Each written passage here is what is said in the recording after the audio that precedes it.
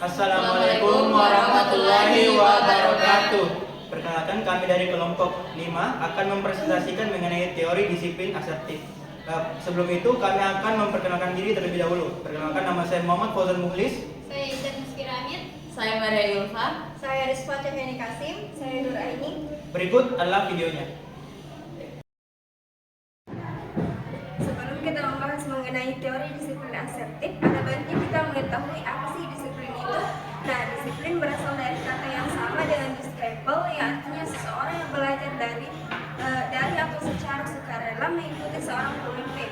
Nah, adapun menurut Charles Schaeffer, disiplin adalah sesuatu yang mencakup pengajaran, bimbingan atau dorongan yang dilakukan oleh orang dewasa yang bertujuan untuk menolong anak belajar untuk hidup sebagai makhluk sosial dan untuk mencapai pertumbuhan serta perkembangan mereka yang optimal.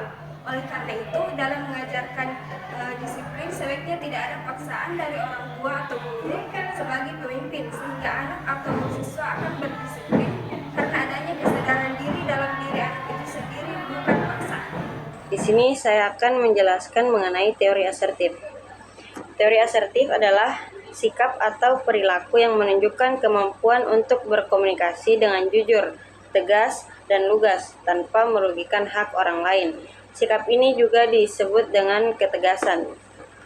Beberapa aspek perilaku asertif yaitu bertindak sesuai dengan keinginan, mampu mengekspresikan perasaan jujur dan nyaman, mampu mempertahankan diri, mampu menyatakan pendapat, dan tidak mengabaikan hak-hak orang lain.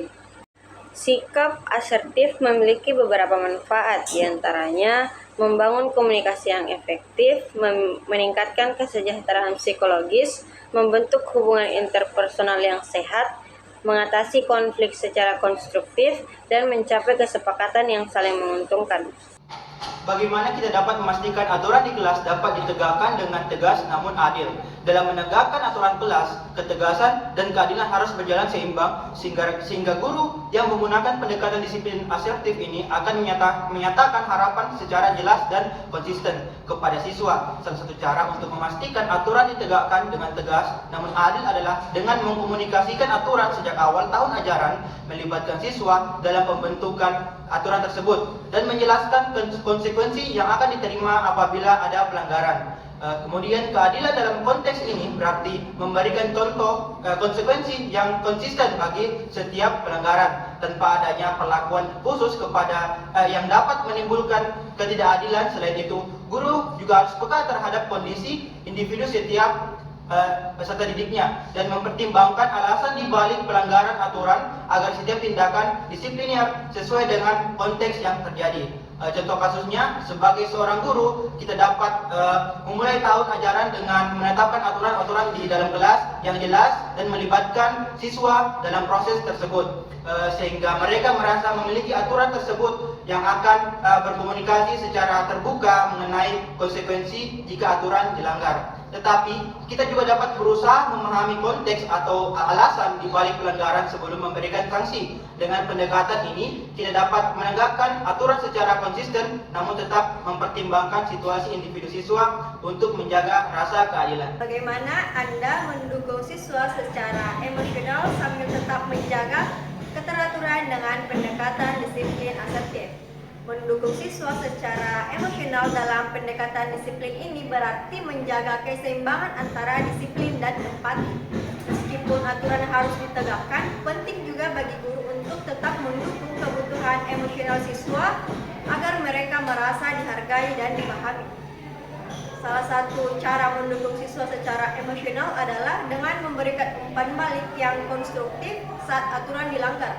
Guru dapat menunjukkan kepedulian dengan mendengarkan penjelasan siswa dan memberikan pemahaman atas konsekuensi yang diterima. Misalnya, ketika seorang siswa melanggar aturan, guru dapat mengadakan diskusi terbuka untuk mencari tahu apa yang menyebabkan siswa tersebut melanggar dan membantu mereka memahami dampak dari tindakannya terhadap lingkungan kelas. Guru dapat memberikan dukungan emosional dengan menghargai usaha siswa dalam mematuhi aturan serta memberikan pujian ketika mereka menunjukkan perilaku yang baik. Ini menunjukkan membangun kepercayaan diri siswa dan menciptakan suasana positif di kelas. Contohnya, saya sebagai seorang guru akan selalu mendengarkan dan mencoba memahami emosi siswa sebelum memberikan respon.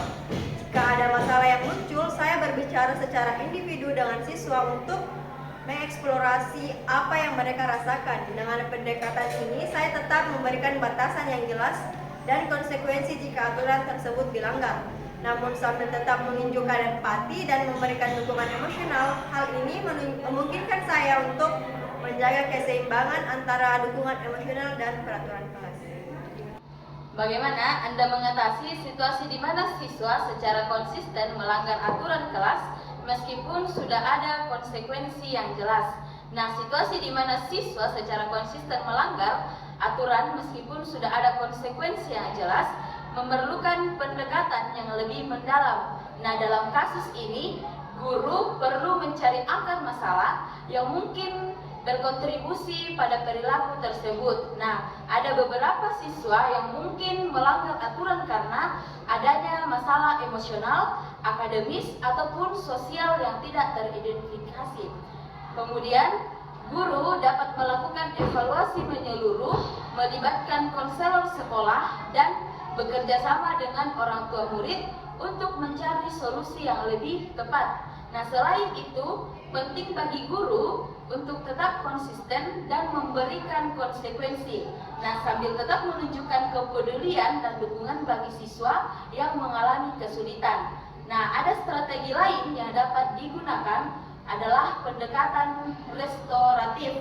Nah, di mana siswa dilibatkan dalam proses pemulihan hubungan yang terganggu akibat pelanggaran aturan. Nah, ini tidak hanya membantu siswa memahami dampak perbuatannya, tetapi juga mendorong mereka untuk mengambil tanggung jawab dan memperbaiki kesalahan yang mereka perbuat.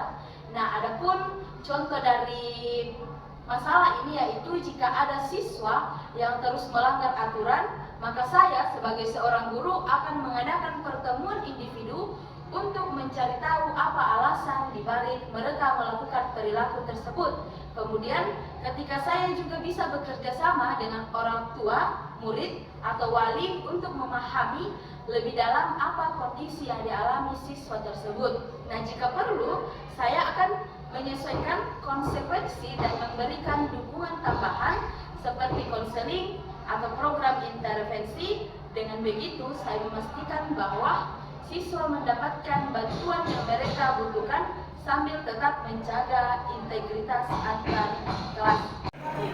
Adapun kesimpulan dari materi kami yaitu disiplin merupakan cara masyarakat mengajarkan kepada anak mengenai perilaku moral yang diterima oleh kelompok. Nah, selanjutnya pendekatan disiplin asertif merupakan pendekatan yang efektif dalam menciptakan lingkungan kelas yang teratur, namun tetap memperhatikan kesejahteraan siswa. Dengan menegakkan aturan secara tegas dan adil, mendukung siswa secara emosional, serta menangani pelanggaran aturan dengan pendekatan yang tepat, guru dapat membangun lingkungan belajar yang kondusif dan harmonis. Dalam situasi yang kompleks, kolaborasi dengan pihak lain seperti konselor dan juga orang tua juga sangat penting untuk membantu siswa yang konsisten melanggar aturan agar dapat kembali pada jalur yang benar. Itulah video pembahasan dari kami. Lebih dan kurangnya mohon dimaafkan. Akhir kata, assalamualaikum.